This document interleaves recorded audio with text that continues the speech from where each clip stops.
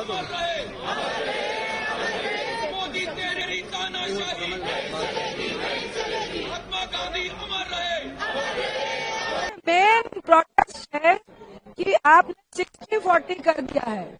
अब 40% पैसा प्रदेश को देना पड़ेगा, जबकि ये स्कीम में 90% पैसा सेंट्रल गवर्नमेंट देती थी।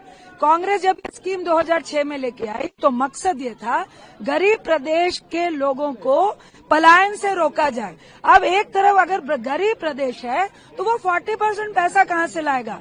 तो सरकार ये षड्यंत्र कर रही है कि मनरेगा की स्कीम ही खत्म कर दी जाए, जो गरीब को रोजगार देने का काम है। एक तरफ आप 125 दिन कह रहे हो, लेकिन जब 40% पैसा ही प्रदेश नहीं दे पाएगी तो यह स्कीम ही नहीं चलेगी। तो लोगों को बरगलाया जा रहा है, हम उसी प्रोटेस्ट में हैं। और दूसरा, आपको बापू के नाम पे दिक्कत क्या है? आपने इतना बड़ा नाम रख दिया है, लेकिन उससे ज्यादा महत्वपूर्ण दिक्कत यह है कि आपने जो 60-40 किया है, इससे गरीब प्रदेश उड़ीसा हो, बिहार हो, बंगाल हो, आपकी ये योजना ही बंद हो जाएगी। महात्मा गांधी का अपमान,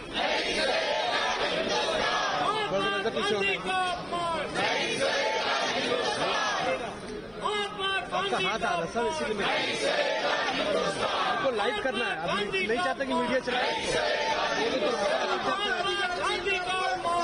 हम ये कह रहे हैं कि स्कीम का नाम बदल के महात्मा गांधी जी का नाम निकाला गया है। महात्मा गांधी जी मजबूती का प्रतीक है, लेकिन आज इन्होंने इस स्कीम के तौर से मजदूरों को मजबूर बनाया है।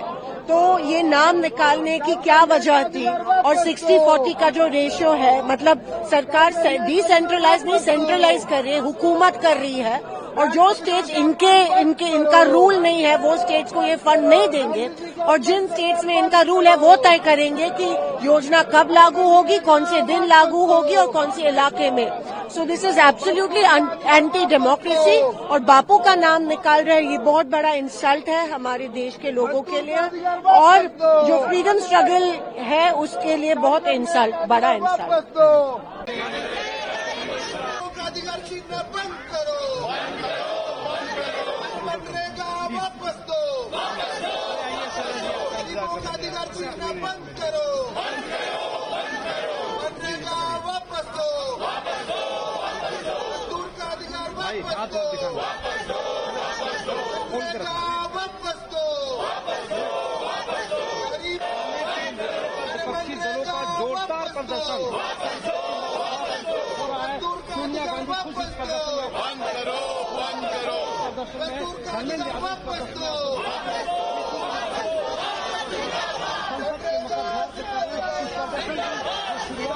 वो गांधी प्रतिमा से शुरू हुई थी, जहाँ पर